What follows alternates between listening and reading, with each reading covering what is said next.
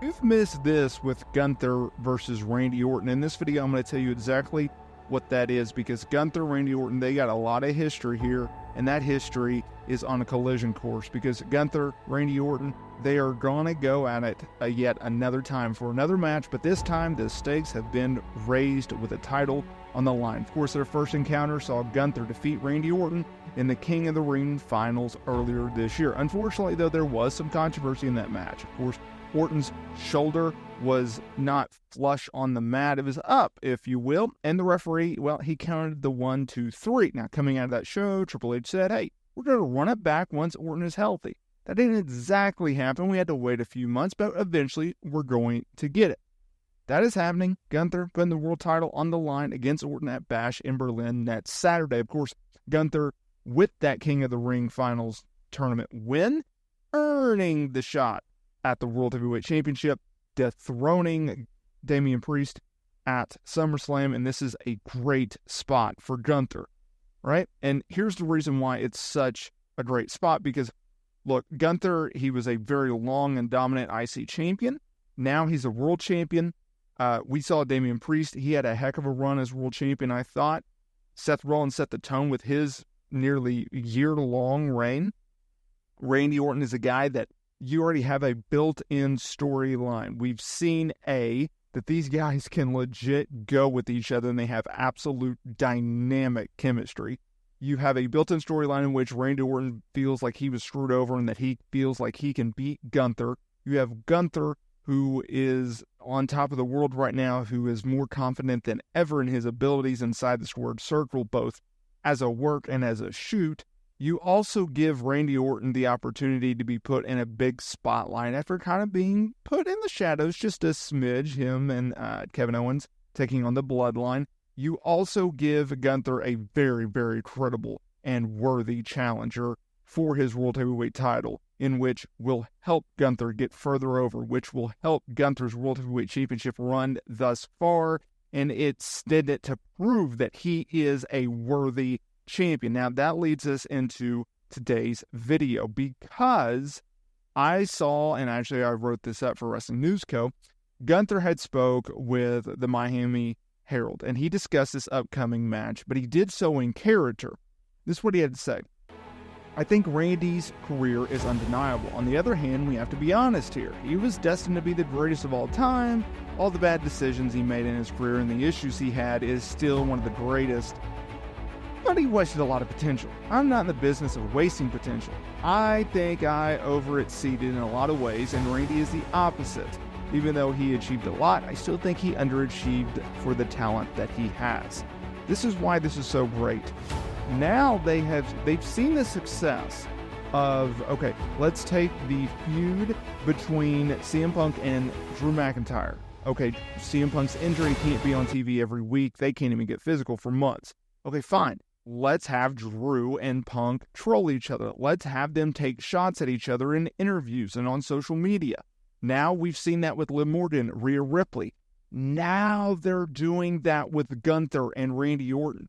Now, I understand there's been kind of this knock of Gunther not having necessarily the greatest personality, charisma, if you will, and those are actually valid criticisms. However, I noticed this for months. Whenever Gunther does interviews, he speaks very, very well, and he actually gets his points across very crisp, but yet very, very short, and I respect that.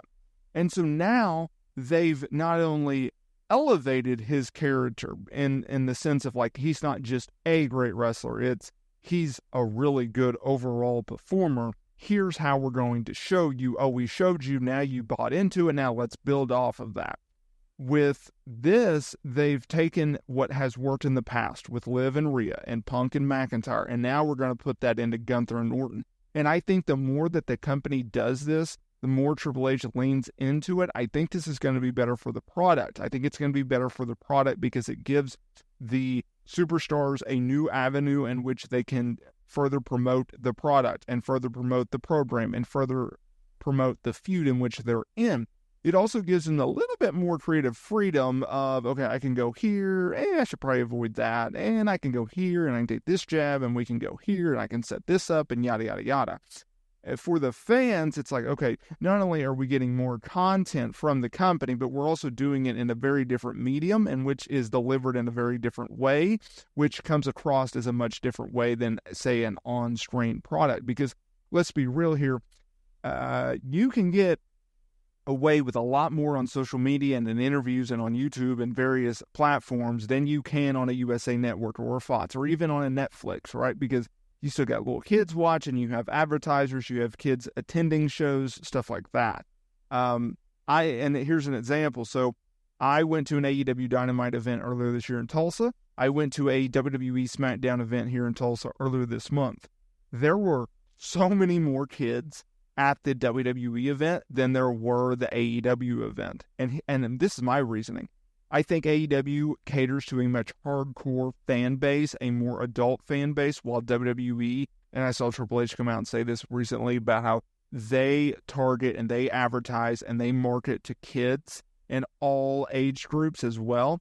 And I think that's why. Like I have a 5-year-old, and I didn't think he would necessarily sit through the whole SmackDown, and those tickets, they're not cheap. And so I didn't take him. It was me and my wife. I cannot wait, though, to take him because I think he'll love it. He's a big wrestling fan. And I was like thinking with the Dynamite thing, I don't know if I would necessarily want to take him to AEW because of the cursing and the violence and everything like that. With WWE, it's completely different. Here's my point to all of that. It goes back to my previous point, which is they cater to all age groups. You're old, you're medium young, you're in your 50s, you're a kid, you're a toddler, whatever. They hit every age demographic. And I think that is a credit to what WWE is doing with its product and what they've been able to captivate and what they've been able to do. And by having Gunther and all these stars go out there and they do these media interviews, they can elevate their programs even more. I think come Bash in Berlin, I think it's very, very safe to say that Gunther is going to walk out as WWE World Heavyweight Champion. I think Randy Orton and him are going to put on a banger. I know Randy Orton pushed for a main event spot. I think they're going to get it, considering it's in Germany and everything like that. And Gunther obviously being from the neck of the woods and everything. So I think that is going to be setting up for a very, very interesting show. I think the fact that Randy Orton knows, based off of past interactions with fans, whether that be in Paris or other PLEs that have been in international markets. Look, these international markets, they're hot. They want the WWE product, and their country is willing to pay for it. And Randy Orton expects a hot crowd come Bash in Berlin, and I do as well. They have legitimately changed the game in terms of interactions with fans and crowd responses and reactions when it comes